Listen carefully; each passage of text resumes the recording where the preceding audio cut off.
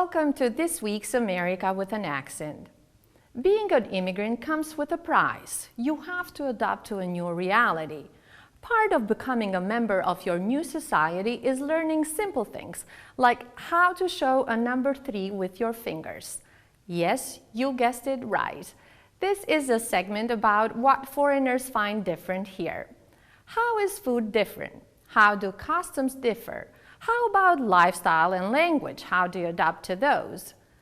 Joe Janowski of Omaha is a former colleague of mine. We worked together for a little over 5 years. I invited him today so we can share and embrace our differences. The outsider meets the insider. How do I know Joe? In September of 2011, I started working for the Omaha World Herald. And my next door neighbor in the work area was Joe Janowski for 5 years and a half. Do you remember anything when I walked in, this foreigner is going to be your neighbor?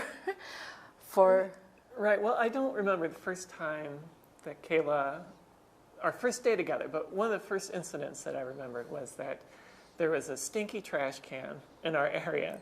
And I just made a joke. I said, I thought maybe it was Kayla who smelled, but it was the trash can because they had moved the trash can. And then I found out later that Kayla thought that I was serious. She wasn't sure. Yeah, she thought maybe I was joking. She thought maybe I was serious. Yeah, I remember that joke. Right. I remember that day. And to me it was nothing. So that was just maybe pointed out to me. Like, so when you're speaking a language that's not your first language, it's going to be hard, like, to pick up humor. And yeah. So. Well, my question would be, would you have made the same joke to our friends there, to our colleagues? Well, that's the thing. I would have made that joke to anybody. So I didn't think of it as being special that I said it to you. I was just trying to make you feel welcome, I think, by making a joke. Yeah. So. Do you remember anything about our communication? Was it difficult? Was anything that still with you that you remember from those days? You know, I don't remember difficulty so much, but I think when we first started talking to each other, I was just more, you don't really know what the boundaries are. You don't know, you want to say something that's offensive. So I think there's feeling out period that goes on for a while. Yeah. So I think at first, when you first meet someone who's an immigrant, maybe their foreignness is highlighted, and that's what you think of most. But then as you get to know them, then their personality comes to the forefront. So then when I think of you, I just think, oh, Kayla. I don't think, oh, this Albanian person that I work with. Yeah. And actually, it was a very good start. In the department, in the library, we were both in the library at that time. We were 5 of us. We had Jeannie Hauser as the supervisor. We had Sharita Jones and Michelle Gollett. All 5 of us, and it was a very good beginning for me. And I remember actually the first week it was, or among the must have been at the very beginning, because I would walk in the department and it was just 5 of us, so I was almost the last one. No, Michelle was the last one, but I was, so I had to go, good morning Jeannie, good morning Sharita, good morning Joe, and then it was me. And as I walk in that day, you guys had an A1 sheet, piece of paper with greetings in Albanian, and they go, Mirman Jesi. Mirman Jesi. That was very meaningful and a very welcoming sign. I remember that. Yeah. It was a good, and we had a good time in the library working together. Any other special things that you remember, like gesture or the way I spoke, or? Well, you were telling me about gestures, so what was the thing about the numbers? Oh, the numbers, yeah, the numbers. The numbers have been quite, confusing at times, because back in Albania, and maybe things have changed in Albania and Europe too, but when you want to show, when you want to make a number using your fingers, for example, 3, you go like this instead of this. 3, and that I don't think I have adapted to that. I still to this day I go 3 like this. Yeah. I go 3 like this, and it happened actually recently. I went to pick up my son at school, and there was a snowstorm, or the kids were not outside yet, or they were keeping them inside. So whenever parents showed up, they would bring the kids out so kids don't get cold. And a 5th grade teacher, my son is in 4th grade, a 5th grade teacher wanted to confirm that my son is in 4th grade. So she goes like, 4th grade? And I said, yeah. Fourth grade, so that's something that I haven't adopted. And I don't know if I will ever adopt to that. Even today, it is rather hard for me to. You have to force yourself. Exactly. Yeah. So that was something that I noticed right away. Yeah. I noticed right away. Also, the communication, when you say thank you, for example, at times here you'll get just Right. That was rather strange at first. Did you think that was people were being rude, that they weren't, you'd say thank you and they would say Did that strike you as rude? No, it didn't. It's just that it's the simplicity, the practicality, how things are simplified. At first, I didn't think as rude. Maybe I remember I think I was in New Mexico in Las Cruces at the Center for International Programs when a lady that was trying to help me replied to me with and at first I didn't think as rude, but I learned it there. But I didn't think as rude. I told myself, well, that's another way to say you're welcome. So no, I didn't think it's rude. Joe, you have traveled. You've been in South Korea. You've been in Brussels, in Belgium as well. That's right. Any difference that you have noticed? Well, I've only been out of the country twice, as you said. Well, I was in Seoul, South Korea, in the market area, and there were just hundreds of people out on the street. And I was the only Westerner. I was by myself. The rest of my party had already gone to the hotel room. And so, to me, I just had this experience of sort of freedom, that I was outside the culture, so I was free to walk around. Nothing was expected of me because I was a foreigner. And maybe I was even overlooked because I was a foreigner and not part of society. So I was just wondering if that was something that, as an immigrant, maybe there's so many challenges, of course, being an immigrant in a new society. But is that a positive thing, in a way, to be an outsider sometimes?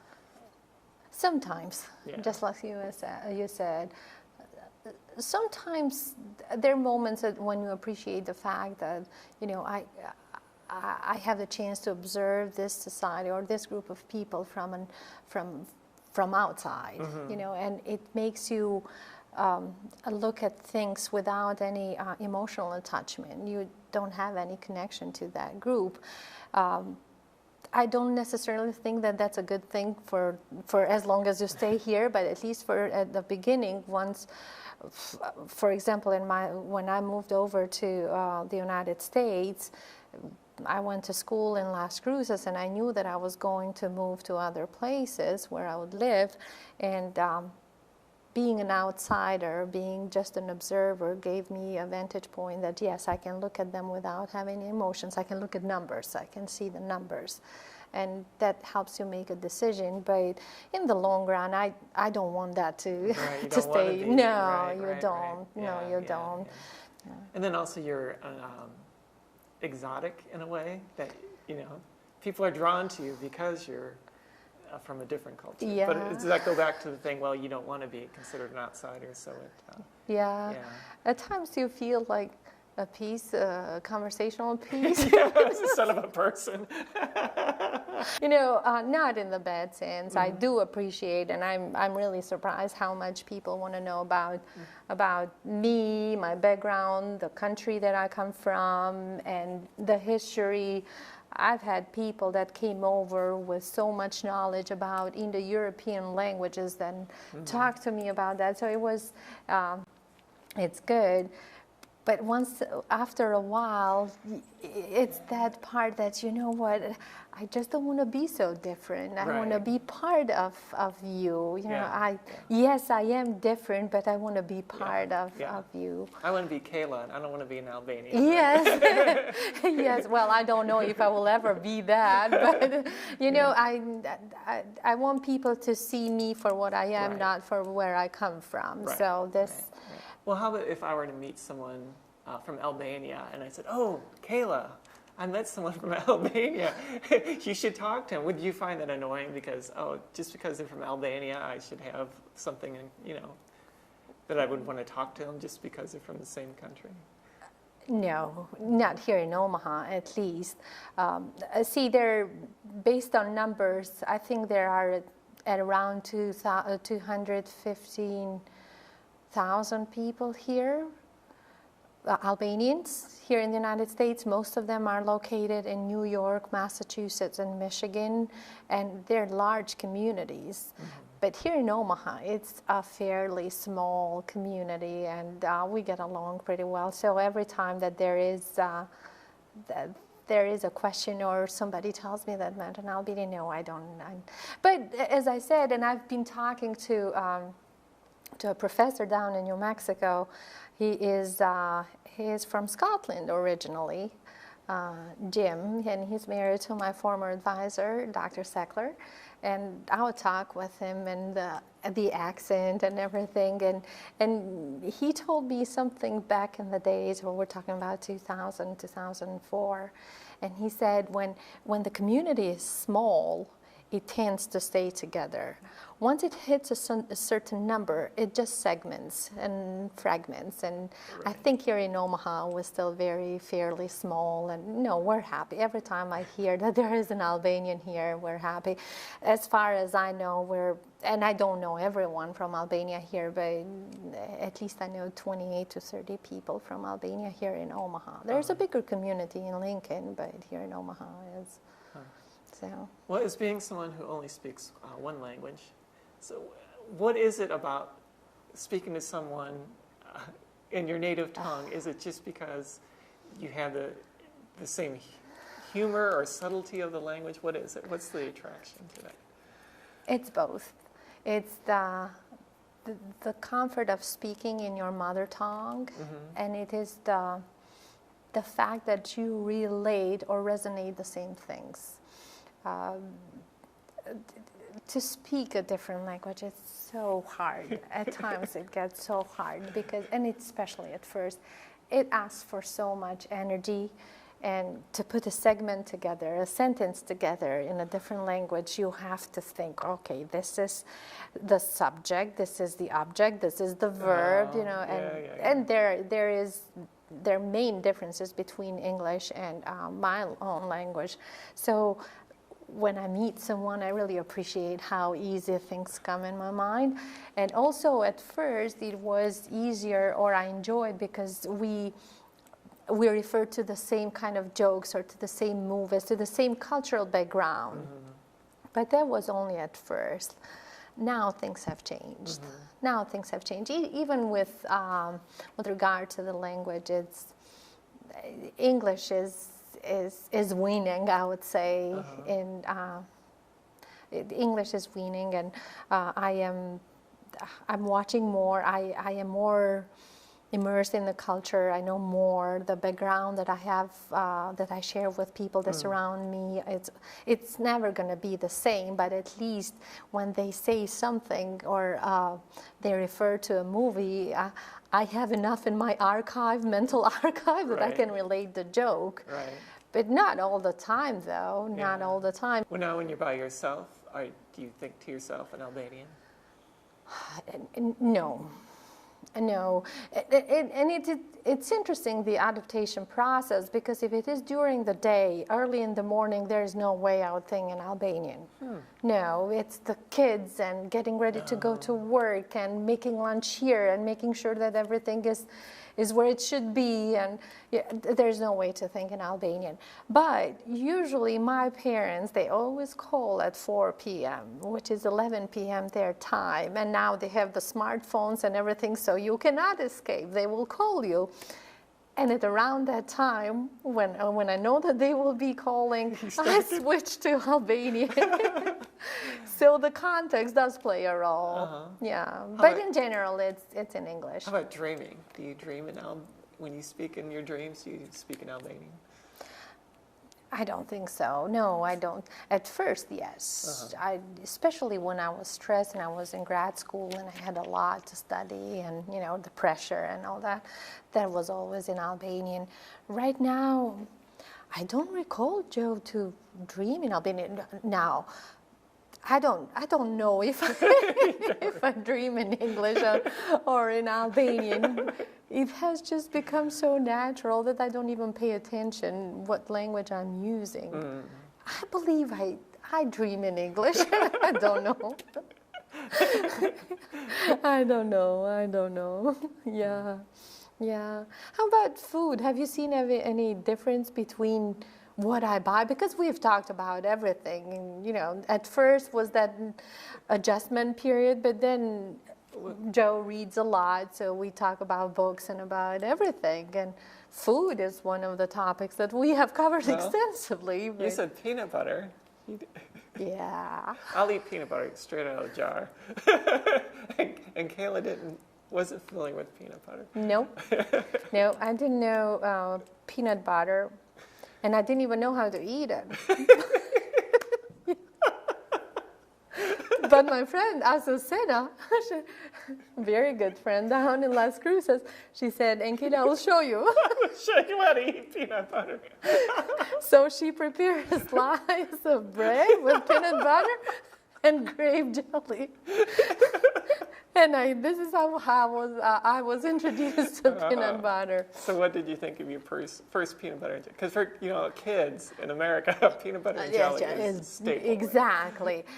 No, when Asu showed me, Azucena, we call her Asu, and when she showed me the way to eat it with grape jelly, it was more like, oh yeah. But when I tried it just plain peanut butter, no, it was rather strange. But now I can eat. I mean, I'm not like I can't live without peanut butter, but if I have it, I will have. And my kids like it. Yeah, they do. Peanut butter was a novelty. I didn't know peanut butter. Cranberries as well. Didn't know cranberries. Sweet potatoes. Avocados were new. And even to this day, there's still new fruits and vegetables that I don't know. A few weeks ago, we went to Asian market, and my son wanted to buy dragon fruit. I had never tried it. It was it's in the family of cactuses, and we tried it. I bought it and we tried it, but I mean, there were so many new things, and still so many new things. Well, just American cuisine has changed so much, I would think, in the last 20 years. That my parents, dragon fruit, avocados. Yeah. No. Well, it has been a revolution. I'm a foreigner, and I've noticed that in the past 10 years, 15 years. I mean, from the day I moved until now, I can see a lot of change in the culture. So, yeah. Now, we have forgotten to. I forgot to show you one thing. Yes. We will go back to the language and the difference of languages. One of the topics that we've talked there is the words that we have for specific objects or part of the body or specific names in general, nouns. Now, I want to show you this.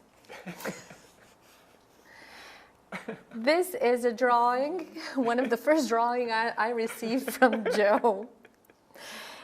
And this originates, it has its origin from our conversation that in Albanian, we do have two words for leg and foot, but in general, we use mainly leg. We don't use foot.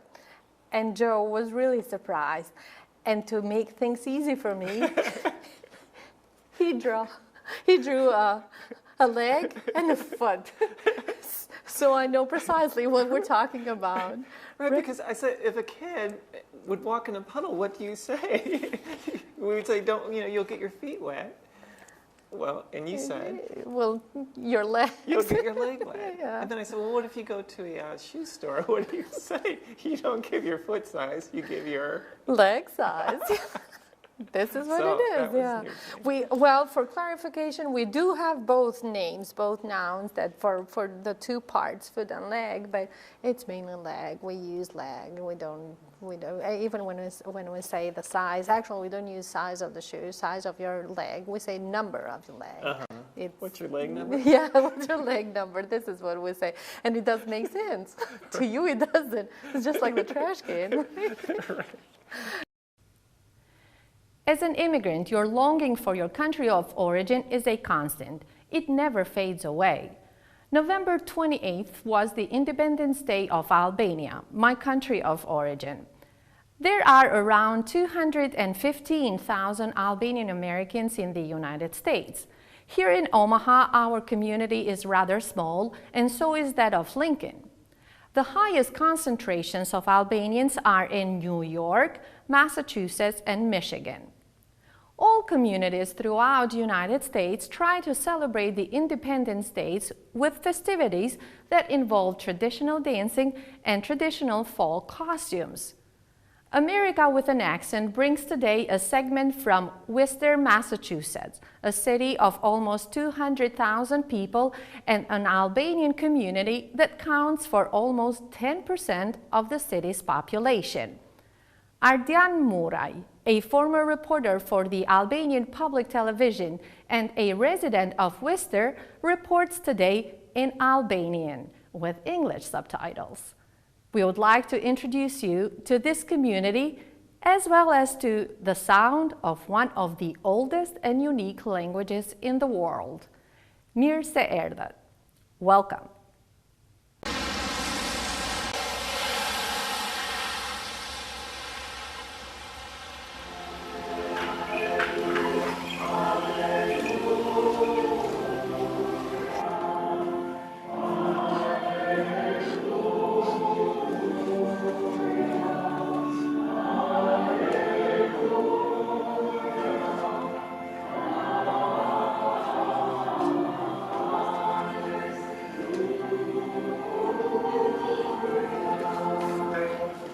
Dita e Flamurit, për kujtimi i 106 vjetorit të pavarësisë së Shqipërisë në Worcester, u kurorëzua para ditën e së dielës me një tjetër veprimtari nga bashkëdhetarët. Pas meshës së mbajtur në kishën ortodokse Fjeti e Shënmërisë, ora e kafes që shpenzohet si koha e bisedave dhe përshëndetjeve mes shqiptaro-amerikanëve, kishte ruajtur dy surpriza të këndshme. Torta e pavarësisë, që nis zyrtarisht përgatitet për festivalin shqiptar të 2019-s, dhe së dyti njohja me grupin e vajzave Vallet Tona, që luajtën disa kërcime nga krahinat të ndryshme të Shqipërisë.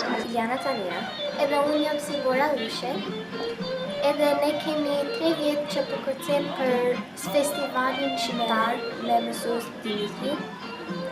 Edhe ne pëlqejmë të kërcejmë këtu sepse jemi me shoqat edhe pëlqejmë muzikë shqiptare. Unë quhem Eleni Gjupi, unë quhem Marina Sako, edhe unë kam kërcer në Vallet Tona për 2 vjetë. Kjo është viti parë që po kërcej unë me Vallet Tona. I liggeren, de toppen en liggeren, maar vanmorgen was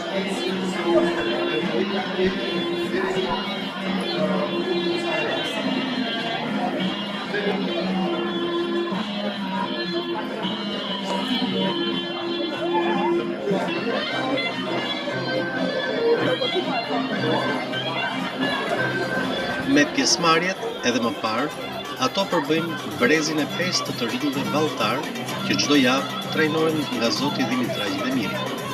Ruajtja e gjuhës, veshja e kostumeve popullore janë një pjesë e pandar e kësaj bashkësie që mban edhe hershmërinë në Shtetet e Bashkuara të Amerikës të festivalit shqiptar, me fillesë 3-4 dekada të shkuara.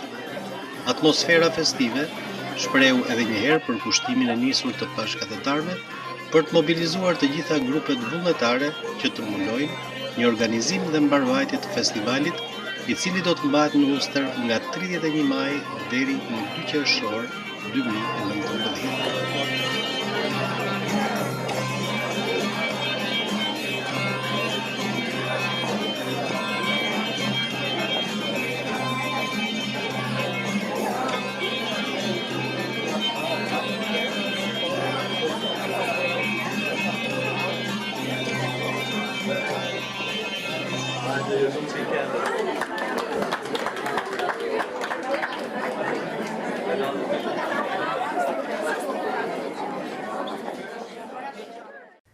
And now, letters to Andy.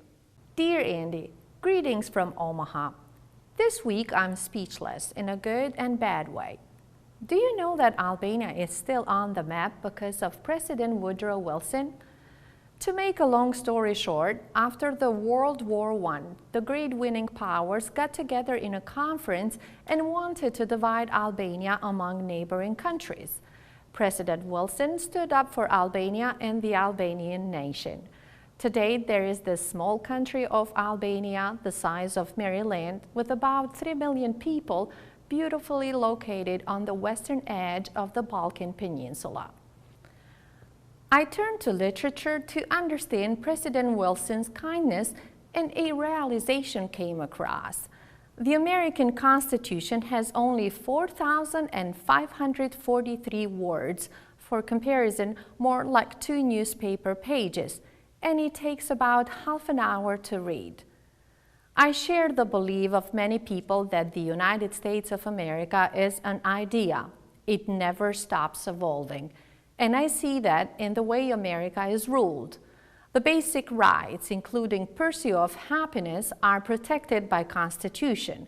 The rest of rules, besides the amendments, are reflected or adopted as problems rise, making the idea, thus the United States, even more compatible with time. I hope you agree with me that it is in the genes of American nation to accept and embrace change, to embrace what is different, to stand up for the right thing. This makes me speechless in a good way. Before I tell you more, Andy, I wanted you to know that immigration is hard even when it is a free choice, let alone when it is forced due to circumstances.